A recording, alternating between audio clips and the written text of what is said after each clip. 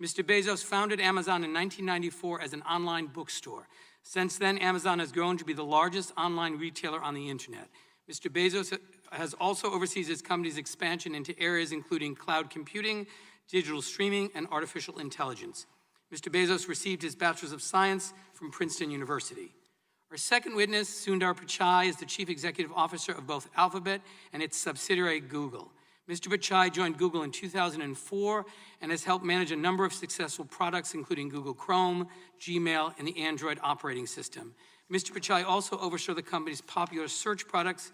Prior to his time at Google, Mr. Pichai worked in management consulting at McKinsey. Mr. Pichai received a degree in metallurgical engineering from the Indian Institute of Technology, a master's degree from Stanford University, and an MBA from the Wharton School of the University of Pennsylvania. Our third witness is Tim Cook, the Chief Executive Officer of Apple. Mr. Cook joined Apple in 1998 and served as its Chief Operational Officer under Steve Jobs. In 2011, Mr. Cook was named CEO. While at Apple, he has overseen their expansion into new markets through the launch and developments of products and services like Apple Pay, Apple Watch, iCloud, Apple Card, and HomePod. Prior to joining Apple, Mr. Cook served as the Director of North American Fulfillment for IBM. Mr. Cook received a Bachelor of Science from Auburn University and an MBA from Duke University's Fuqua School of Business. The last witness at today's hearing is Mark Zuckerberg, founder, chairman, and CEO of Facebook. Mr. Zuckerberg initially launched Facebook in order to help connect college students at his school more easily. Since then, the company has grown into the world's largest social media platform with 1.7 billion global daily active users. Mr. Zuckerberg attended Harvard University before leaving to focus full-time on developing Facebook. We welcome all of our distinguished witnesses and thank them for participating in today's hearing. And now we'll begin by swearing you in. And before I do that, I want to also remind you that you are the only ones from your respective companies invited to testify today, and that in accordance with normal House practice and Section G of the House Remote Committee Proceeding Regulations, your sworn testimony must be your own. Please let me know if at any point in the hearing you wish to mute yourself so you can confer with your counsel. So will you please unmute your microphones and raise your right hands? Do you swear or affirm under penalty of perjury that the testimony you are about to give is true and correct to the best of your knowledge, information, and belief, so help you God? Yes. Yes. I do. Let the record show the witnesses answered in the affirmative. Thank you, and you may remain seated. Please note that your written statements will be entered into the record in their entirety. Accordingly, I ask that you summarize your testimony in 5 minutes. To help you stay within that time, there is a timing light in WebEx. When the light switches from green to yellow, you have 1 minute to conclude your testimony. When the light turns red, it signals your 5 minutes have expired. Mr. Bezos, you may begin. Thank you, Chairman Cicilline, Ranking Member Sensenbrenner, and members of the subcommittee. I was born into great wealth, not monetary wealth, but instead the wealth of a loving family, a family that fostered my curiosity and encouraged me to dream big. My mom, Jackie, had me when she was a 17-year-old high school student in Albuquerque. Being pregnant in high school was not popular. The school tried to kick her out, but she was allowed to finish after my grandfather negotiated terms with the principal. She couldn't have a locker, no extracurriculars, and couldn't walk across the stage to get her diploma. She graduated and was determined to continue her education, so she enrolled in night school, bringing me, her infant son, to class with her throughout. My dad's name is Miguel. He adopted me when I was 4. He was 16 when he came to the U.S. from Cuba by himself shortly after Castro took over. My dad didn't speak English, and he did not have an easy path. What he did have was grit and determination. He received a scholarship to college in Albuquerque, which is where he met my mom. Together with my grandparents, these hardworking, resourceful, and loving people made me who I am. I walked away from a steady job on Wall Street into a Seattle garage to found Amazon, fully understanding that it might not work. It feels like just yesterday I was driving the packages to the post office myself, dreaming that one day we might afford a forklift.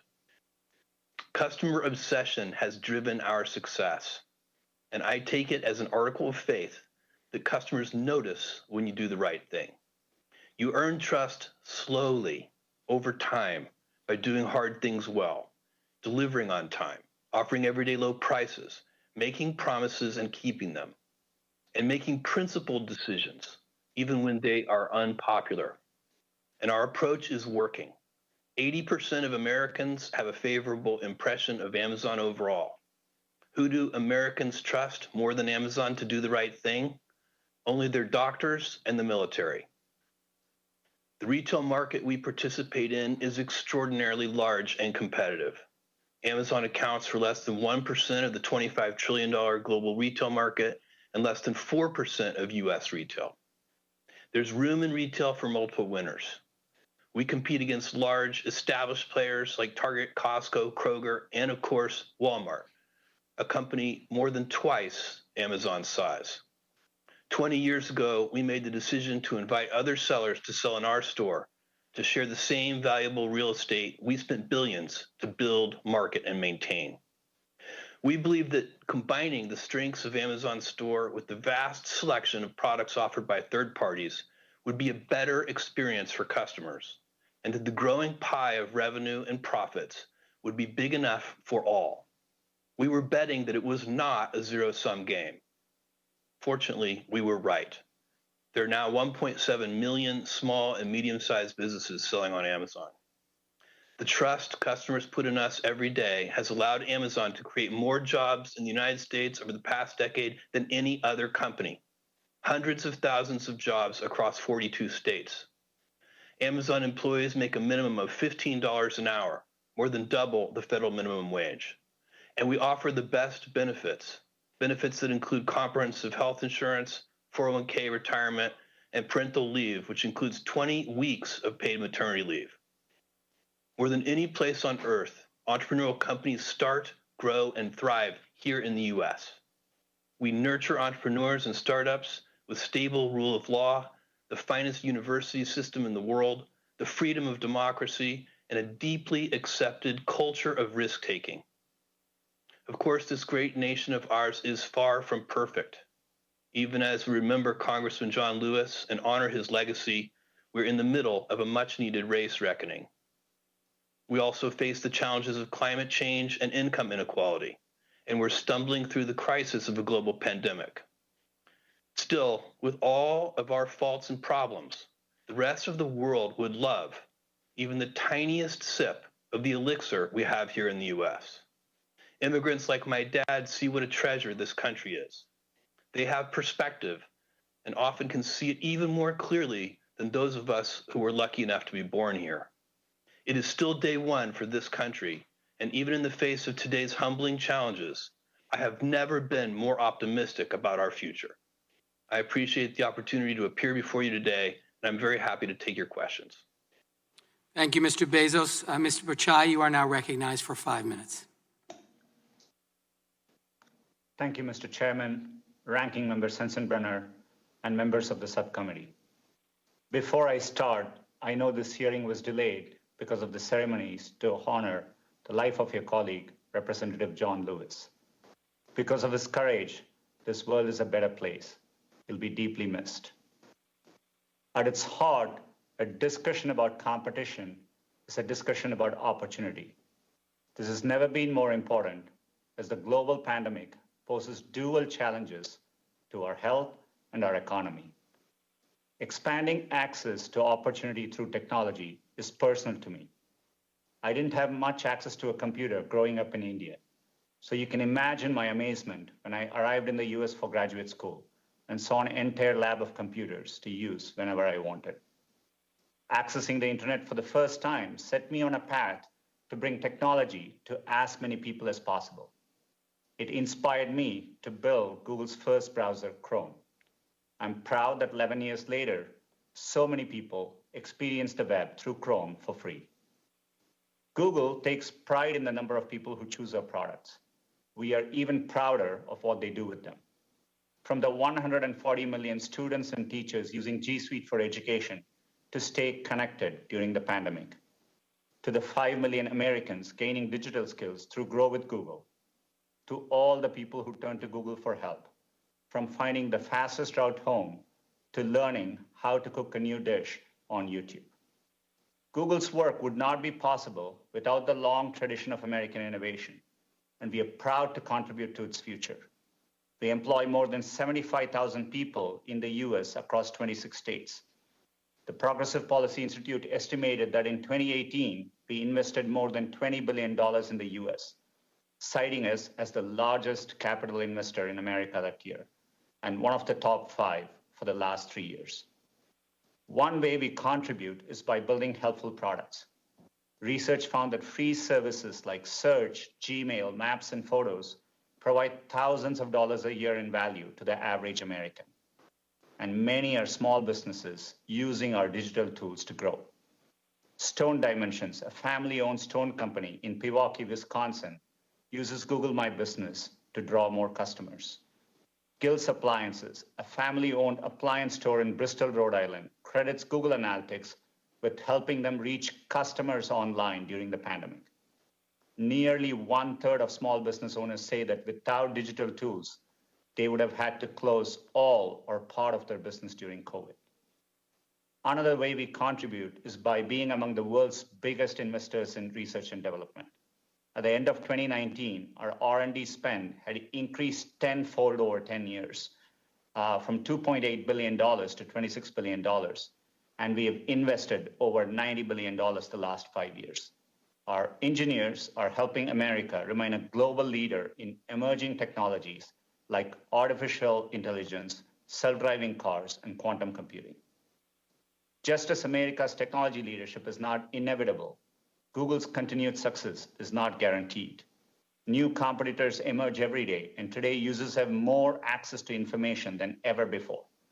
Competition drives us to innovate, and it also leads to better products, lower choices, and more choices for everyone. For example, competition helped lower online advertising costs by 40% over the last decade, with savings passed down to consumers. Open platforms like Android also support the innovation of others. Using Android, thousands of mobile operators build and sell their own devices without paying any licensing fees to us. This has enabled billions of consumers to afford cutting-edge smartphones, some for less than $50. Whether building tools for small businesses or platforms like Android, Google succeeds when others succeed. Competition also sets higher standards for privacy and security. I've always believed that privacy is a universal right, and Google is committed to keeping your information safe, treating it responsibly, putting you in control, and we've long supported the creation of comprehensive federal privacy laws. I've never forgotten how access to technology and innovation changed the course of my life. Google aims to build products that increase access to opportunity for everyone, no matter where you live, what you believe, or how much money you earn. We are committed to doing this responsibly in partnership with lawmakers to ensure every American has access to the incredible opportunity technology creates. Thank you. Thank you, Mr. Pichai. Mr. Cook is now recognized for 5 minutes. Chairman Cicilline and Nadler, Ranking Members Sensenbrenner and Jordan, members of the subcommittee, thank you for the opportunity to offer testimony. Before I begin, I want to recognize the life and legacy of John Lewis. I join you in mourning not only a hero, but someone I knew personally, whose example inspires and guides me still. Every American owes John Lewis a debt, and I feel fortunate to hail from a state and a country that benefited so profoundly from his leadership. My name is Tim Cook. I've been Apple's CEO since 2011 and a proud employee of this uniquely American company since 1998. At Apple, we make ourselves a promise and our customers a promise. It's a promise that we'll only build things that make us proud. As Steve put it, we only make things that we'd recommend to our family and friends. You can try to define this difference in a lot of ways. You can call it the seamless integration of hardware and software. You can call it simplicity of design or a great ecosystem. All of those things are true. But if you want to put it simply, products like iPhone just work. When customers consistently give iPhone a 99% satisfaction rating, That's the message they're sending about the user experience. But we also know that customers have a lot of choices and that our products face fierce competition. Companies like Samsung, LG, Huawei, and Google have built successful businesses with different approaches. We're okay with that. Our goal is the best, not the most. In fact, we don't have a dominant share in any market or in any product category where we do business. What does motivate us is that timeless drive to build new things that we're proud to show our users. We focus relentlessly on those innovations, on deepening core principles like privacy and security, and on creating new features. In 2008, we introduced a new feature of the iPhone called the App Store. Launched with 500 apps, which seemed like a lot at the time, the App Store provided a safe and trusted way for users to get more out of their phone.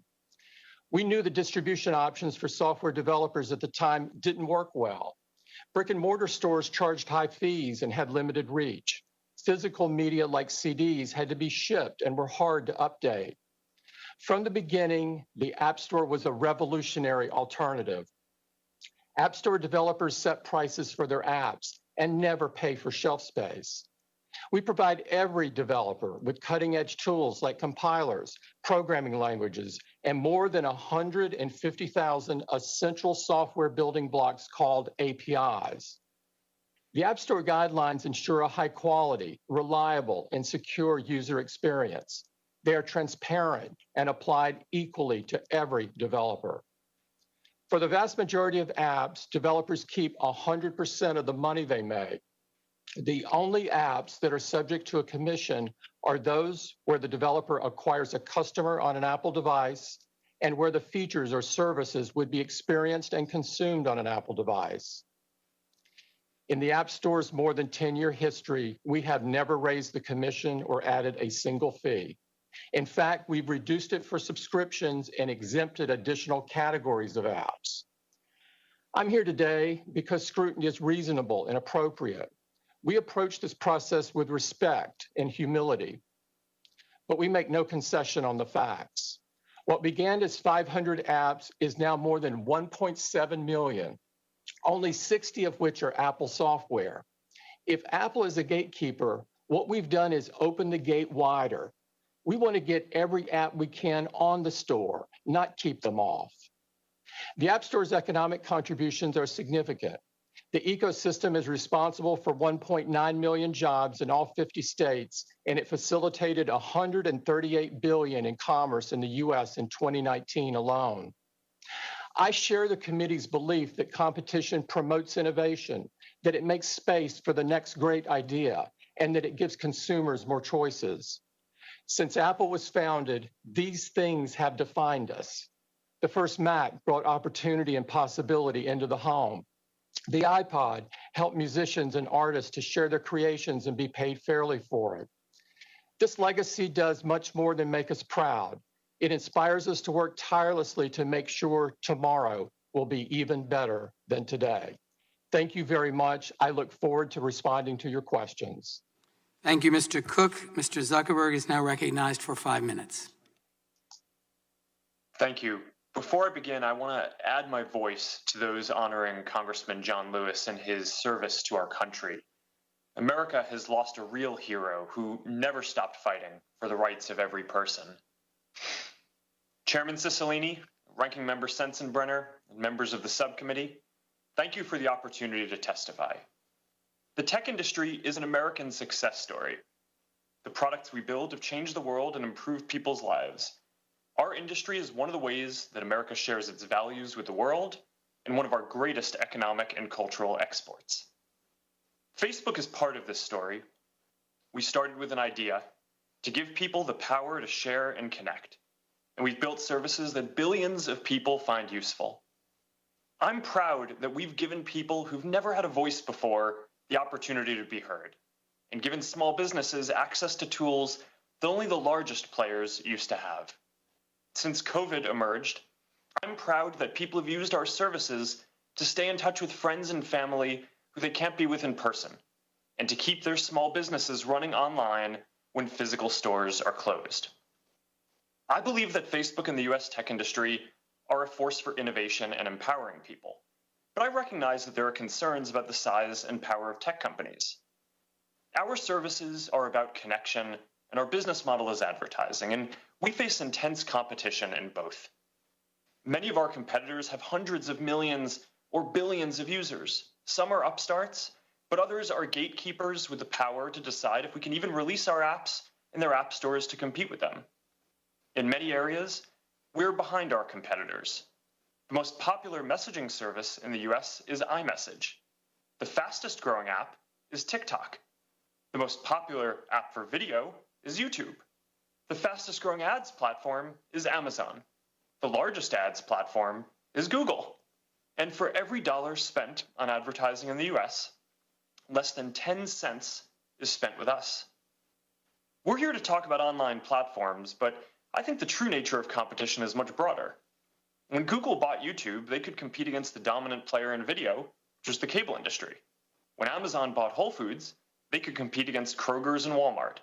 When Facebook bought WhatsApp, we could compete against telcos who used to charge 10 cents a text message, but not anymore. Now people can watch video, get groceries delivered, and send private messages for free. That's competition. New companies are created all the time, all over the world. And history shows that if we don't keep innovating, someone will replace every company here today. And that change can often happen faster than you expect. Of the 10 most valuable companies a decade ago, only 3 still make that list today. And if you look at where the top technology companies come from, a decade ago the vast majority were American. Today, almost half are Chinese. Aside from competition, there are other serious issues related to the internet, including questions about elections, harmful content, and privacy. And while these are not antitrust issues and are not specifically the topic of today's hearing, I recognize that we are often at the center of these discussions. We build platforms for sharing ideas, and important debates play out across our services. I believe that this ultimately leads to more progress, but it means we often find ourselves in the middle of deep disagreements about social issues and high-stakes elections. I personally don't believe that private companies should be making so many decisions about these issues by themselves. And that's why last year, I made the case that there needs to be new regulation for the internet. Facebook stands for a set of basic principles: giving people voice and economic opportunity, keeping people safe, upholding democratic traditions like freedom of expression and voting, and enabling an open and competitive marketplace. These are fundamental values for most of us, but not for everyone in the world. Not for every company we compete with or the countries they represent. And as global competition increases, there is no guarantee that our values will win out. I'm proud of the services we build and how they improve people's lives. We compete hard. We compete fairly. We try to be the best. That's what I was taught matters in this country. And when we succeed, it's because we deliver great experiences that people love. Thank you, and I look forward to answering your questions. Thank you, and I thank the witnesses for your opening statements. Before I begin recognizing members for questioning under the 5-minute rule, without objection, I'm going to enter into the hearing record the documents and exhibits majority members will be referencing in their questioning today. These materials have been distributed to the witnesses. I will now recognize myself for 5 minutes.